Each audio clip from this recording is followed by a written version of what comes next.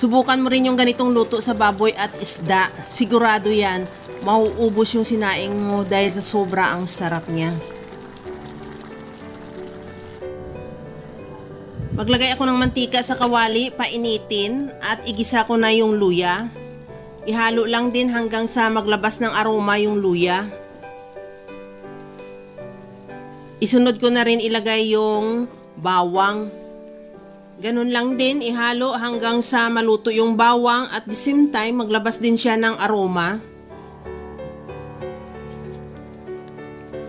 Ilagay ko na rin yung sibuyas. Ihalo lang din hanggang sa maluto yung sibuyas.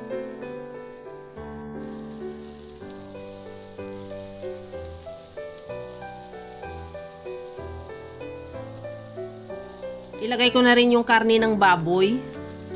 Ihalo lang hanggang sa mag-iba na ang kulay niya o mag-render na rin siya ng sarili niyang mantika. Habang ginagawa ko yan mga kalasa, kung bago ka pa lang sa aking channel, welcome! At huwag kalimutan mag-subscribe at i-click ang bell button para sa mga notification. At kung dati ka pa, welcome back at i-follow mo na rin ako sa aking Facebook page Lasang Pilipina. Pagka ganito na yung ating karne na naglabas na rin yung sarili niyang mantika, timplahan ko na yan ng asin at lagyan ko na rin ng paminta.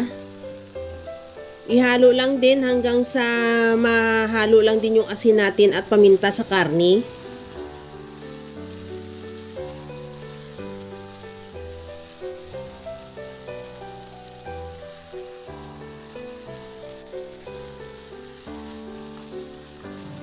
Lagyan ko na rin ng patis.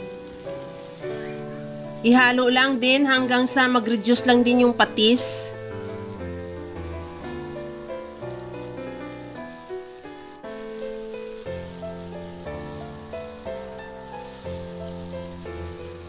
Okay na tong ating karne.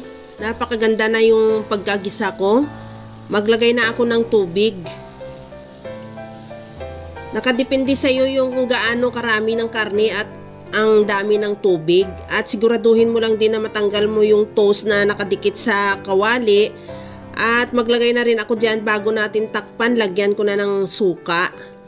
Hindi na natin kailangan haluin. Pakuluin na lang at takpan. At pahinaan yung apoy. Isimmer hanggang sa lumambot yung karne. Sa puntong ito na sigurado naman na malambot na yung ating karne, tanggalin muna natin yan dyan sa ating kawali. Iiwan lang natin yung sabaw at iset aside muna. At ilagay ko na yung isda, alumahang isda yan.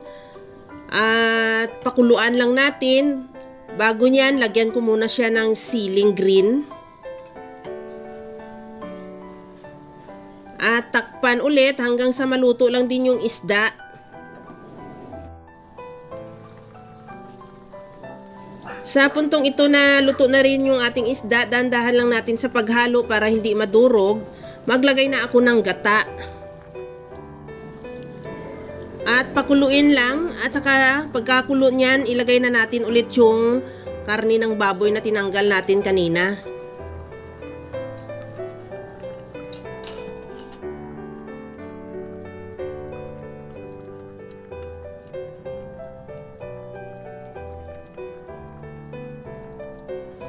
Takpan ko muna yan hanggang sa medyo maluto lang din yung gata at the same time mag-reduce lang din. At pagkatapos yun, tikman ko na rin kung kailangan pa natin timplahan. Magdagdag ako ng kunting patis. Depende sa iyo kung anong gusto mo ititimpla. Pwede naman asin or mga granules na seasoning. At pagkatapos yan, ilagay ko na rin yung pichay. Kahit anong gulay, pwede mo naman ilagay. Pwede mo lagyan ng talong or sitaw. Takpan ko muna ulit hanggang sa maluto lang din yung pichay. At kunting halo lang para hindi naman madurog yung ating isda. Masigurado lang natin na hindi siya dumidikit sa kawali.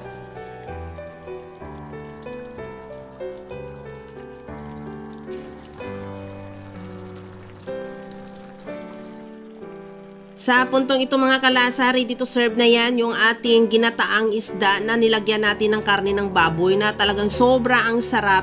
Kaya mga kalasa, kung nagustuhan mo yung ating video, Please like na lang at pakishare na rin sa inyong mga friends. At kung bago ka pa lang sa aking channel, subscribe na at i-click mo na rin ang bell button para sa mga notification. Kaya mga kalasa, gawa ka na rin dahil alam ko kayang-kaya mo tong gawin dahil sa sobrang simple at napakadali niya lang lutuin.